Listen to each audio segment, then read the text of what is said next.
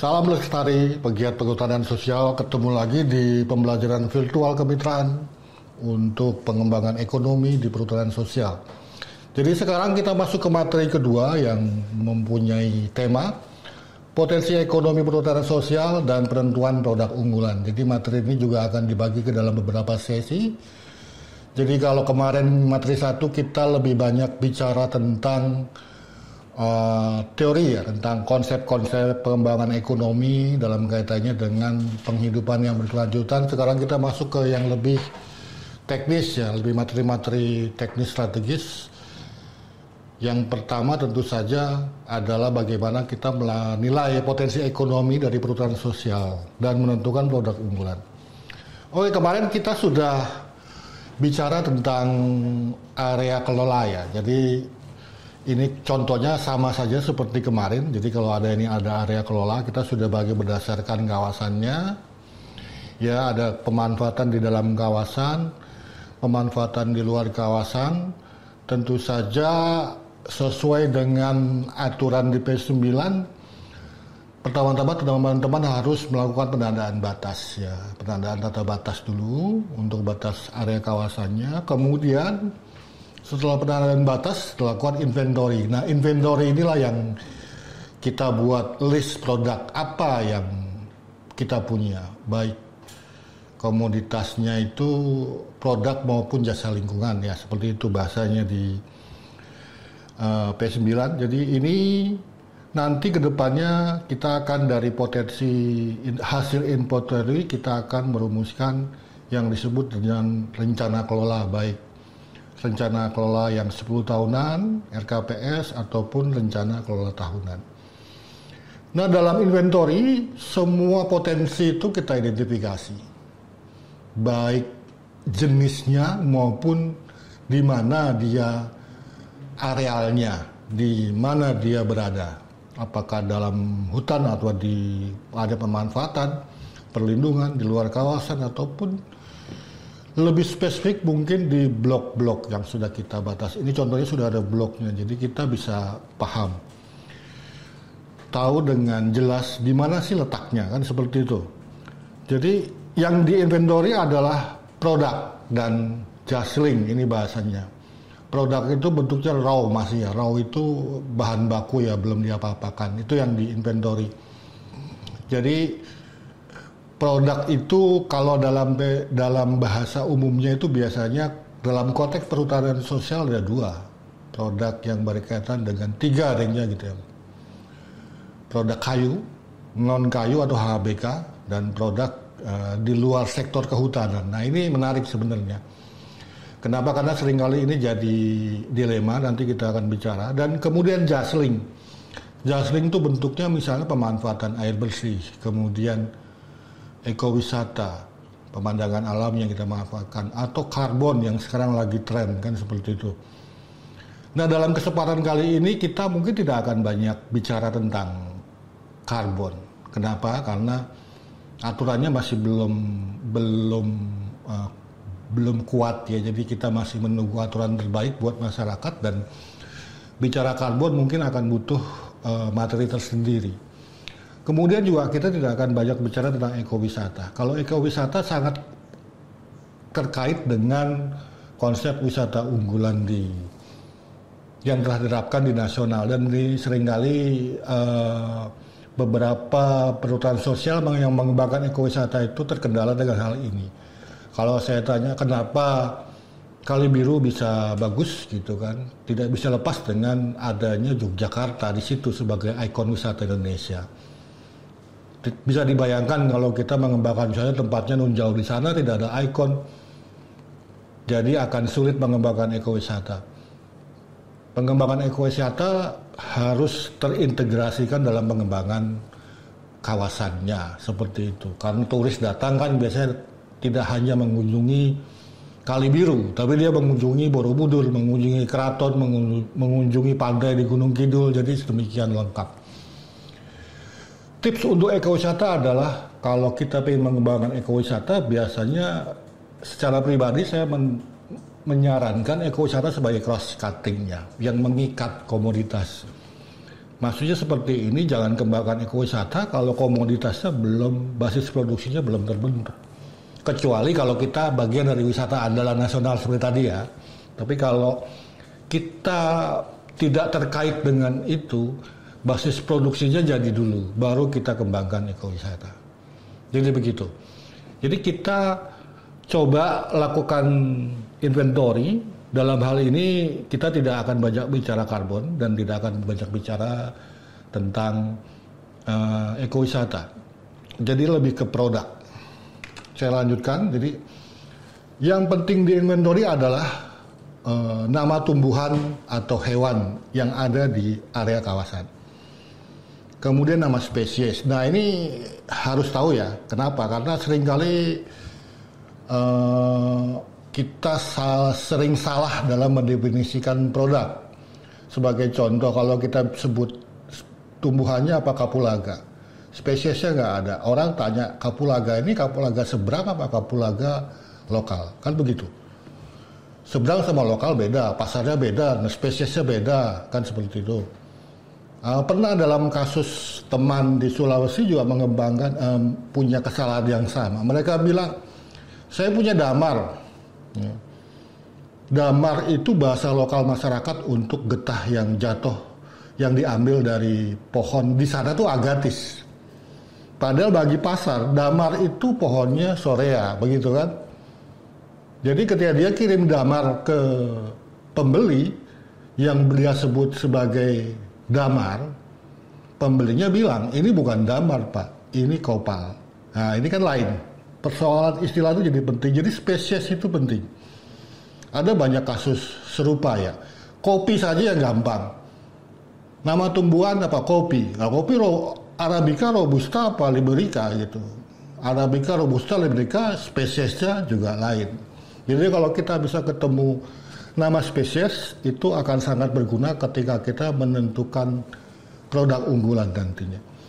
Kemudian lokasi ini penting juga, di mana dia banyak. Jadi kalau kita lihat, lokasi akan baik kalau kita sudah detail, misalnya ada di blok sini, blok 5K atau blok 4 di area pemanfaatan, atau di area perlindungan yang banyak, misalnya di blok, kita bisa bagi menjadi beberapa blok di sini, berdasarkan aliran sungai misalnya 1, 2, 3, 4 blok ada di blok sini. Dan akan baik kalau kita punya, sekarang sudah zamannya GPS, kalau kita bisa petakan di situ akan sangat baik.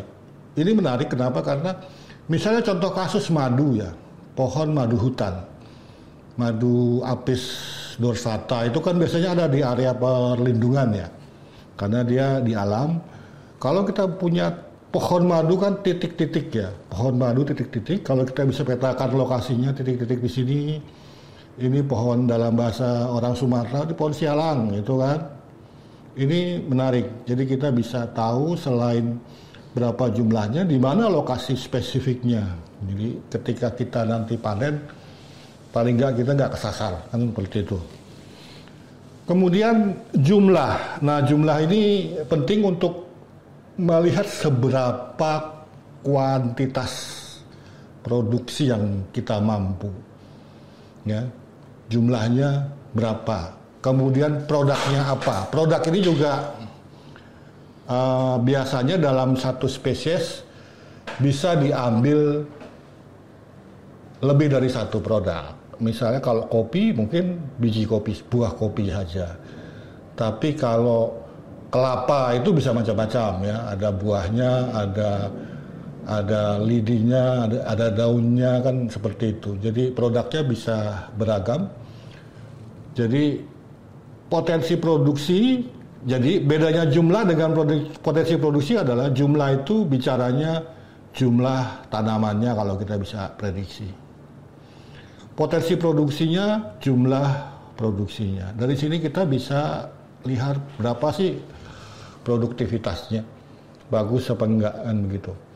Misalnya tanamannya kopi, jumlah tanaman diprediksi 1 hektar misalnya ada 200 batang. Jumlah produksinya misalnya ternyata 2 ton green bean per tahun, misalnya seperti itu. Terus kemudian ketersediaan produk. Ketersediaan produk itu melihat seberapa sustain supply kita. Ketersediaan produk bisa ada karakteristik produk yang cuma tersedia tiap tahun sekali. Misalnya buah durian, seperti itu kan cuma setahun sekali. Madu mungkin setahun 2 kali. Kemudian ada yang sepanjang tahun ada terus, misalnya kelapa, enau, aren ya, nira itu bisa setiap tahun ada terus. Nah ini kita bisa jelaskan di sini ketersediaan produk.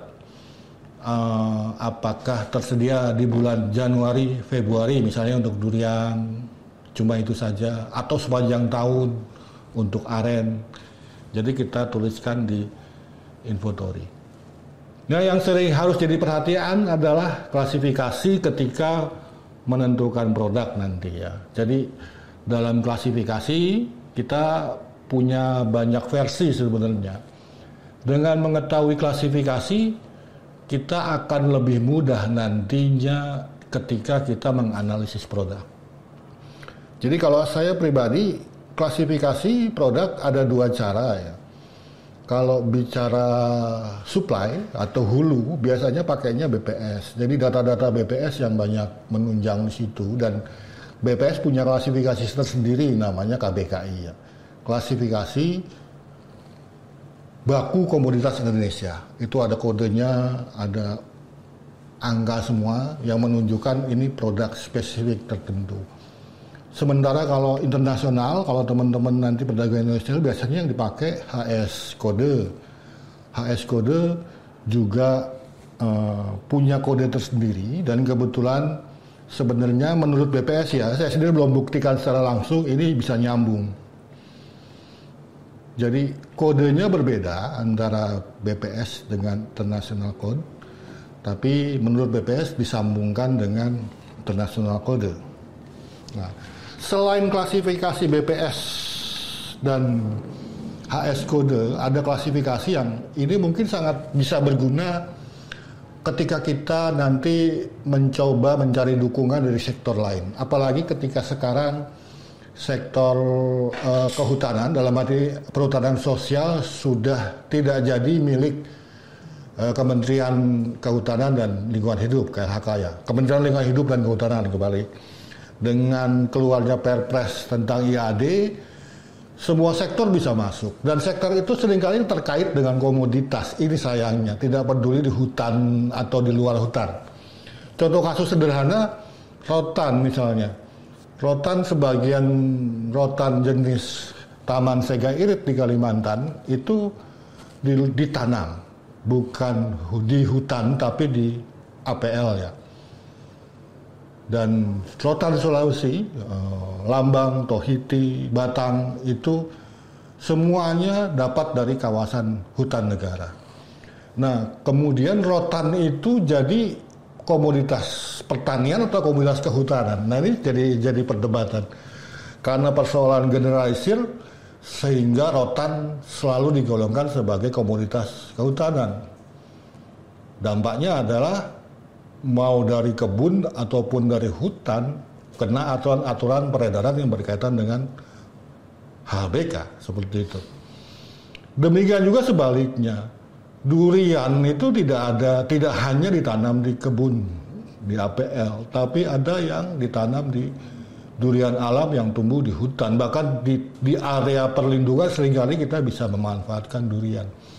Dan karena durian itu dianggap sebagai tanaman perkebunan hortikultura. Jadi durian itu hortikultura ya, masuk buah-buahan. Sehingga aturan dukungan dari pemerintah itu masuk lewat Kementerian Pertanian. Dalam hal ini biasanya Dirjen Hortikultura ada. Dan seringkali di dinas-dinas di daerah pun ada yang membagi kementeriannya menjadi, saya ambil contoh kasus di Sultra kemarin ya, itu ada di tingkat kabupaten kalau nggak salah Luwu ya, kalau nggak salah. Jadi